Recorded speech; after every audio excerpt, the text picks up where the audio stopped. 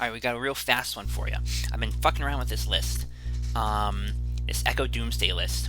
Now, it's got Nar sets in it right now. I don't actually really like the Nar sets that much. They might move to the sideboard, but they might just leave to put in more Cabal rituals and shit. But anyway, I've been fucking around with this Echo Doomsday list. It's a lot of fucking fun. It does some crazy shit, and Echo plus Doomsday, letting you draw your whole deck if you've got enough other cards floating around, is really neat. Does some crazy stuff. And I'm going to show you a whack-ass match that I just played.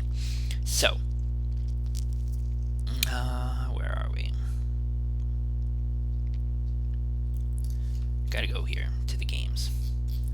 So, this matchup is against the Urza Echo, and some Urza Echo Mentor Stompy looking ass deck. So I'm just gonna click play. We're gonna go through this real fast. I lose the roll. I'm on the draw. This hand is fine, but they start with a Chalice on 1, I think. Yep, Chalice on 1, bobble, and then pass.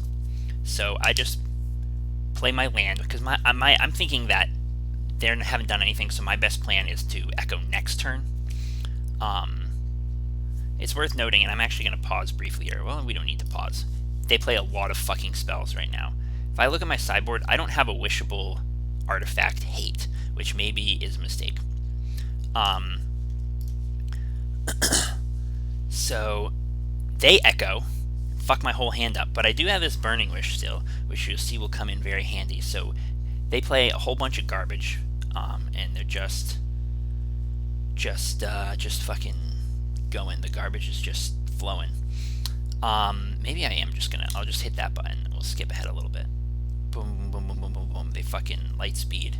We'll get to my turn real quick. So they now have a Chalice on 0 and 1, which is annoying.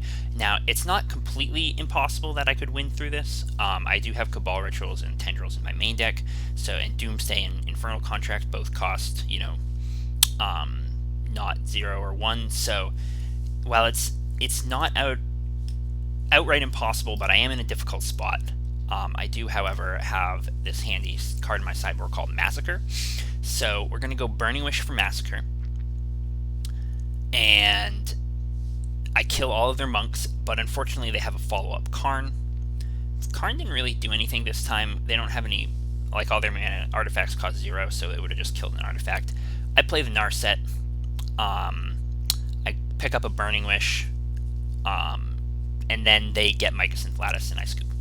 So, we're fucking whirlwind of a first game. Let's go on to the second one.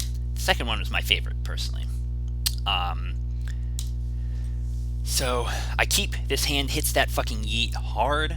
So, Ritual, LED, Burning Wish for Echo.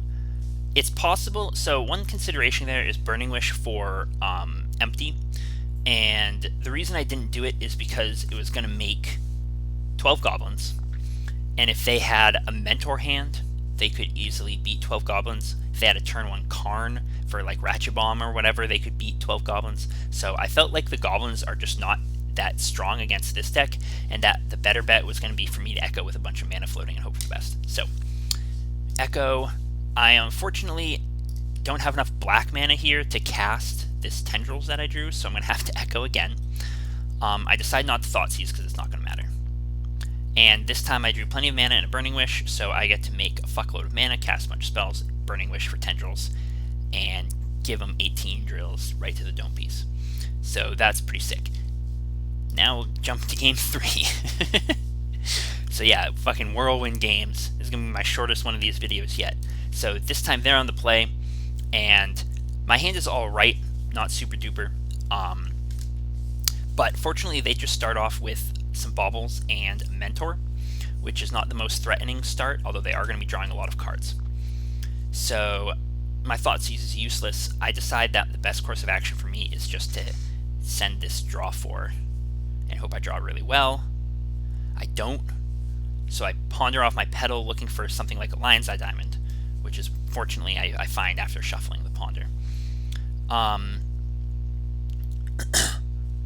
They don't kill me, which I calculated that I didn't think they could. It was unlikely that they would outright kill me even if they drew a bunch of 0 drops. although I would be in trouble if they drew a bunch of 0 drops. But they don't actually play anything there, which was very strange. So because they didn't play anything here, I make the decision to not Echo this turn, because it means that they're very unlikely to kill me next turn as well if they didn't have anything they could play. If they drew fucking 4 lands, they're only going to have 1 land they can play next turn and be able to do 5 damage, or 1 spell they could play next turn and be able to do 5 damage to me. So basically I just cross my fingers because I think that my chances of winning off an Echo there are slim. So I pass a turn, hope I don't die, and I'm going to Brainstorm end step and then Echo the next turn. So they just hit me for 3, still no spells to play. I don't really know what the fuck they're holding on to. And my Brainstorm was really good because I hit the Dark Writ. So I'm going to fetch this land, Dark Writ, LED, Echo. And I don't have to cast the Burning Wish to get an Echo, which means that I have fewer cards, and I just drew a bunch of mana and a Burning Wish, and I get to Tendrils them. So Echo is ridiculous magic card. I never cast Doomsday in that whole fucking match. I just fucking windmill slammed Echoes and rode them to victory. So I think this deck has a lot of potential.